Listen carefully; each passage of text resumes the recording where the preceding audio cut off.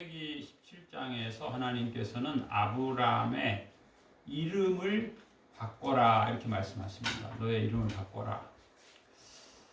그런데 이제 이때 아브라함 나이가 99세였다 이렇게 되어 있어요. 창세기 17장에 보면은 1절에 아브라함이 99세 때에 이렇게 되어 있어요.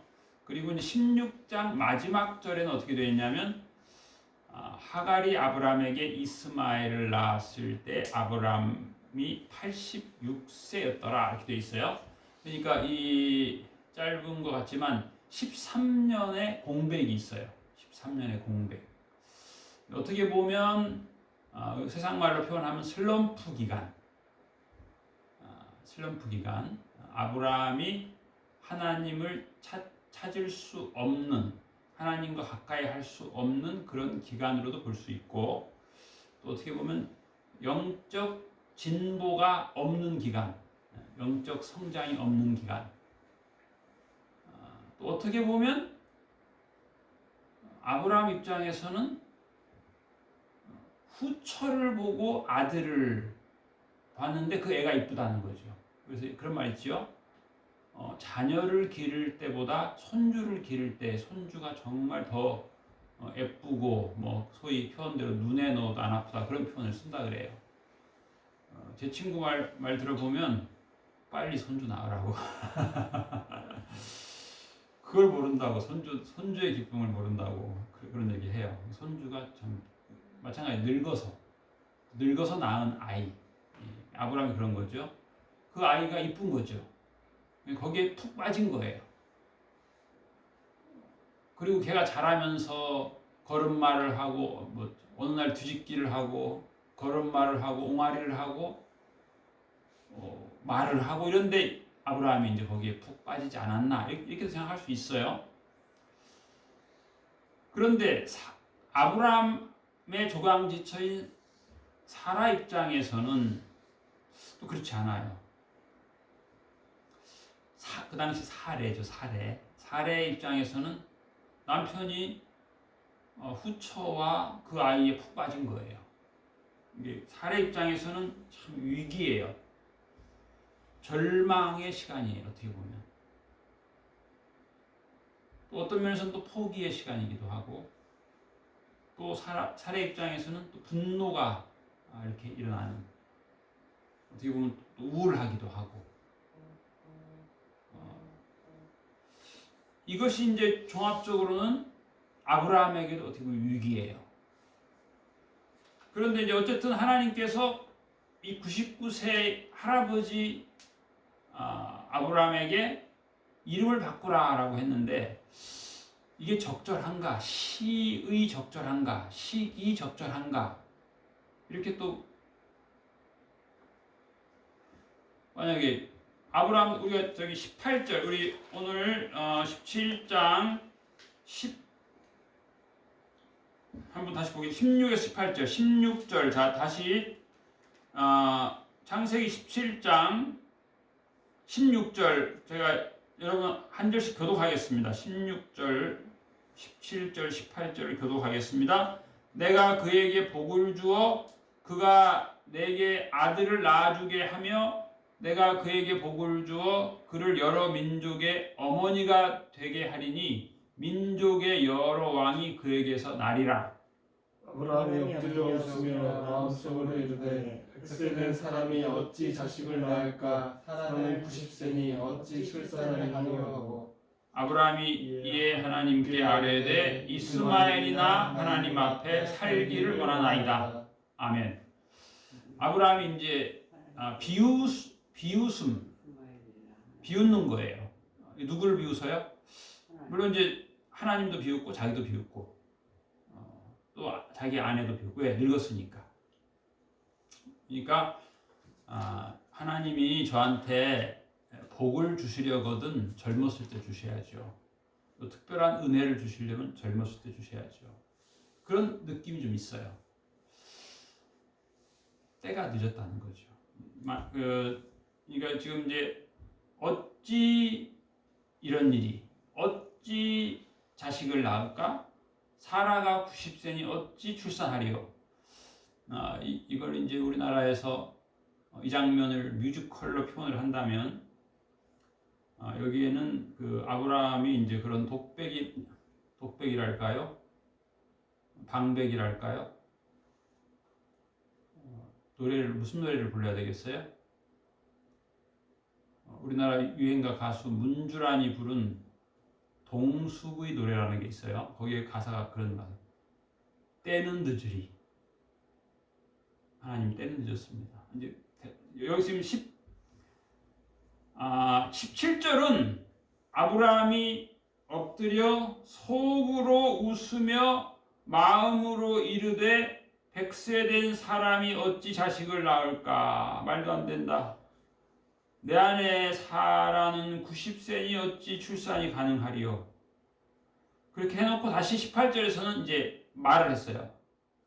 하나님께 아뢰되 이스마엘이나 잘 살게 해주세요. 이제 그 말은 이제 아브라함의 그 마음이 그렇게 건강하지는 못한 것 같아요. 자기의 이 상태도 약간 비관적이고 일단은 하나님을 비웃고 말도 안 된다. 나는 불가능하다. 그러므로 하나님의 말도 불가능하다. 그냥 새로운 복은 원치 않습니다. 그냥 이스마엘에게나 복 주세요. 그러니까 지금은 내 이름 바꿀 때가 아닙니다. 바꾸려면 젊었을 때 바꿔주시지. 새로운 복을 주시려면 젊었을 때 주시지. 이 요단강 바로 앞에 섰는데 무슨 사명이고 복이고. 하나님은 적기를 놓치는 분 아니십니까? 그런 아브라함의 심적 갈등 상태. 어떻게 보면 그래서 이 86세에 이스마엘을 낳고 지금 99세가 됐는데 이 13년이라고 하는 어떻게 보면 굉장히 중요한 기간인데 하나님의 음성을 듣고 난 후니까 굉장히 중요한 기간인데 어떻게 보면 영적 공백기, 영적인 성숙이 없는 거예요. 어떻게 보면 이제 우리 크리스찬들도 대부분 이제 20, 30대 때에 나름 이제 신앙의 고백이 있잖아요. 혹은 거듭남의 시기를 경험하게 되기도 하고 그러는데 초기 몇 년은 나름 진보를 이루기도 하고 주야로 주의 말씀을 묵상하기도 하고 그런 기간이 있기도 하는데 또 중요한 기간, 뭐 굳이 표현한다면 30대 후반, 40대 저희 아버지도 사실 30대 후반에서 40대 사이에 신앙생활 열심히 못했어요.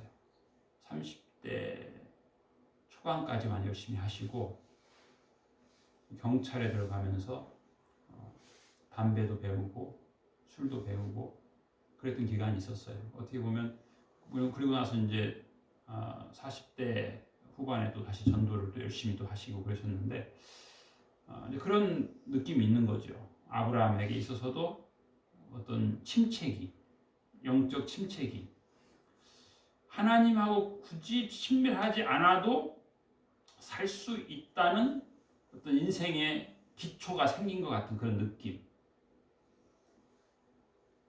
그리고 이스마엘을 보는 즐거움,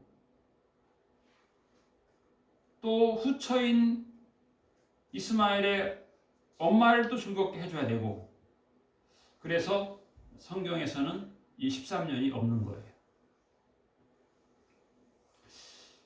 그러면서 하나님을 향한 의심도 어느 정도 커지고, 그러면 이제 뭐 그냥 이 후처하고 이스마엘하고 그냥 먹고 살지, 뭐 육체의 배부름을 위해 살지, 뭐 영적인 뭐 배부름은 뭐 좀 멀어져도 배부르면 되지 뭐. 그래서 이제 하나님이 지금 이제 이름을 바꾸라고 하는데 아브라함은 됐어요. 뭐 냅두세요. 그런 모습에 지금 말을 하고 있죠. 불가능합니다. 하나님의 예언은 아브라함의 경험상 볼 때 좀 말도 안 되고 성취가 불가능하고 어떤 면에서 하나님 약속은 너무 크고 제 그릇은 거기에 못 미치고 이런 부정적 감정이 결국 하나님을 비웃고 자기를 비웃고 자기 아내도 불가능하고 자기도 불가능하고 약속의 아들은 낳을 수 없습니다. 육체의 아들로 나는 됐습니다. 이런 것 같은 느낌이 들죠. 새로운 약속, 새로운 사명 필요 없습니다. 그냥 현상 유지나 하게 해주세요. 그런 느낌을 받아요. 그러니까 어떻게 보면 하나님 편에서 볼 때는 하나님께서는 지금이 중요한 시기인데 아브라함 입장에서는 때는 늦었다는 거예요. 진작 하시지. 이름을 바꿔주려면 30살 때 좀 가능성 있을 때 이름을 바꿔주고 사명도 주시고 뭐 새로운 복도 주시고 새로운 소명감도 주시지. 이제 뭐 아주 늙어서 할아버지가 됐는데 무슨 이제 와서 그러십니까? 아브라함의 입장에서는 그런 영적인 슬럼프, 낙담, 사라와 더불어서 사라의 입장에서도 참 힘든 시간.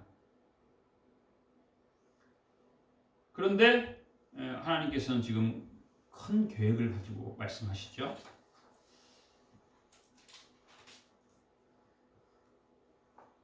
이제는 너의 이름을 바꿔라. 그리고 이제 사례의 이름도 바꿔라. 그 의미는 이제는 내가 너를 여러 민족의 아버지가 되게 함이니라. 그리고 내가 너로 심히 번성하게 하리니. 이제 번성하게 되면 첫째는 이제 개인적 풍성함이죠. 개인적 풍성함이에요. 기본적으로는 이 땅의 풍성함이에요. 번성함이라고 하는 것은. 그리고 더 나아가서 영적 풍성함이죠. 영적으로 풍성해지면 사람은 만족하게 돼요. 영적으로 결핍되면 믿음이 작아지면 수치적으로는 높아져도 만족이 안 되잖아요. 먹을 것이 내일도 먹을 것이 있는데 배고픈 거예요. 목말라요. 그런데 예수님하고 가까워지면 목마르지 않죠. 만족하죠. 만족하게 돼요. 사람의 믿음은 흔들리죠. 사람의 믿음은 흔들려요. 환경에 따라서 또 그가 겪는 고통에 따라서 환경에 따라서 흔들리지 않고 낙담하지 않고 계속 믿음으로 살 수 있으려면 예수님과 가까워져야 되죠. 히브리서 3장 1절에 보면 거룩한 형제들 곧 하늘의 부르심에 참여한 자들아. 우리들을 향한 말씀이죠. 우리들이 거룩한 형제 자매들이잖아요. 곧 하늘의 부르심에 참여한 자들이죠. 우리가 자들아, 우리의 신앙 고백의 사도시며 대제사장이신 그리스도 예수님을 깊이 생각하라. 이제 하나님이 아브라함과 이제 대화를 하시는 거예요. 과거에는 아브라함이 바빴어요. 이스마엘 낳고 키우느라 바빴어요. 이제 아브라함 입장에서는 지금 때가 아닌 것 같지만 하나님께서는 이게 적기예요.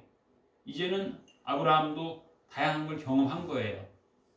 절망도 경험하고 갈등도 경험하고 아내 사라의 분노도 경험하고 그에게 위기인데 이때가 또 가장 적기였어요. 그래서 그 이름을 바꿔주시는 거예요. 새롭게 하시는 거예요.